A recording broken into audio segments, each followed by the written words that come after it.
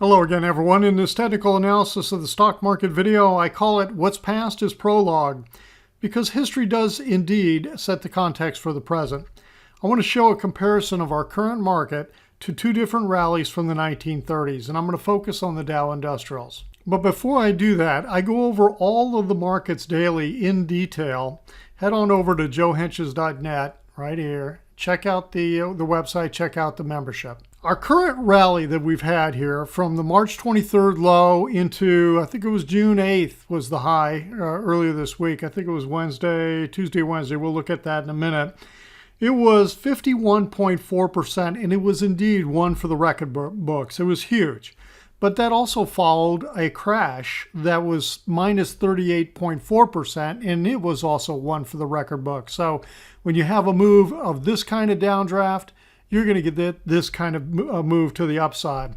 I came across an article that talked about some of the declines and rallies and what was going on in just 1 year in the 1930s. He focused on 1931, and this was a very interesting article in Forbes magazine. And I actually just recently came across it, although it was published on April 23rd, and he talks about 4 things the Great Depression teaches us about today's stock market. And he goes into some of the analysis. I think you'll find it very, very interesting. Look for that and check that out. Okay, let's dive in and take a look at the weekly chart. We were down 1,505.44 points for the week. We have a very bearish looking candle in here. Now, this is not it almost looks like what we call a dark cloud cover type of candlestick pattern, but it's not perfect because we didn't open this dark candle. We didn't open it above the high of the previous week. But still, it's engulfing most of it. It's pretty negative looking. It's well below the midpoint of the previous candle. So we'll see what kind of continuation we get here to the downside. Let's take a look at the daily chart. Now on the daily chart, the island pattern is what's going to jump out at you here. It's the top of a counter trend move. Typically island patterns don't signify major tops like what we had back up here in January, February, but they do many times occur at the end of intermediate type moves, which is exactly what we just had from March until June. So now what's interesting is this move that happened Thursday and Friday, 2 consecutive closes below the 10-day moving average in here. I really like to see this setup, and then we're right at the trend line coming off this, that contains this entire counter trend move in here. So I'll be looking for a break of this 2-day low and continuation to the downside here this coming week. Now, we're going to need to see that for this to really kind of fulfill the negative implications in here. Let's take a look at the Elliott wave patterns. Okay, I want to look over here at this scenario. Okay, so 2 things that jump out at me here. Number 1, the deep retracement of the 82.5% retrace. And what am I talking about? I'm talking about wave 2 versus wave 1. How much of this move down did we just retrace in here in the move to the upside? And the high for this move here was June 8th, okay? 82.5% retracement, very, very deep. You typically aren't looking for that on a wave 2, but I'm going to show you an example where that very exact thing happened back in the 1930s. The other thing I'm going to talk about is the time frame corresponding 53 trading days from the low to the high as compared to 27 trading days from the high to the low in here. Almost exactly a 2-to-1 time ratio. And we've got a comparison for that. So hold on and we'll move back to the 30s. Okay, you've seen this chart where I've given this kind of detail before, and I did it in a previous video, and I can't remember if it was April or May or when it was. But here we are. Here's the crash of 1929, 49 trading days from high, intraday high to intraday low, okay? Followed by 105 trading days from intraday low up into April 16th, 1930, okay? Almost exactly 2-to-1, 2.14 times to be exact, but it was almost 2 times. And so here we are with the ratio, our current time, 2020, was almost exactly 2 to 1. All right, now let's take a look at 1937. Now, 1937 was the top of the first cycle wave move coming off that 1932 low, okay? The bottom of the Great Depression price action in terms of the Dow Industrials, all the major indices actually. So cycle wave high here in 1937, first wave down right here that bottomed on June 17th, 1937. And then we got this retrace that retraced exactly, and I've done the math a couple of times just to double check, it is exactly 82.5% from high to low here for primary wave 2. That was followed by a 39% drop over the next, and I'm looking for my notes, next 44 trading days right here. And then it had a sideways triangle, and then it had one more move down to complete a 5-wave move. Now, before you jump to conclusions, I'm not saying that in 2020 we're going to get a 39% move to the downside. We may get a worse move to the downside because our first move down was 38%.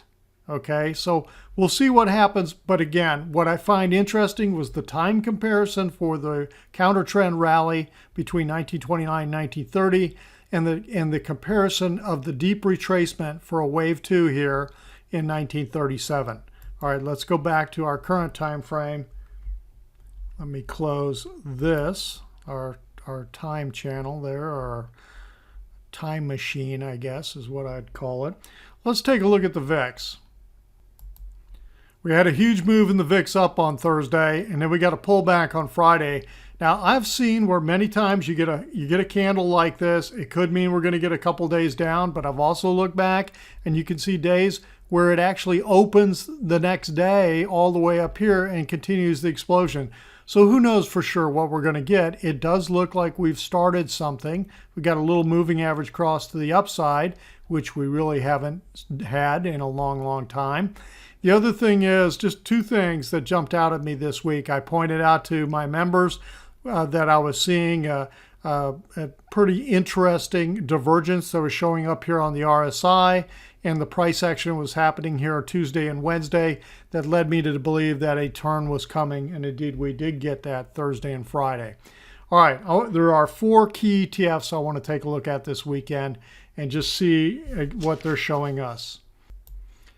The first ETF is the XLE. This is a weekly chart. It was down $5.02 for the week.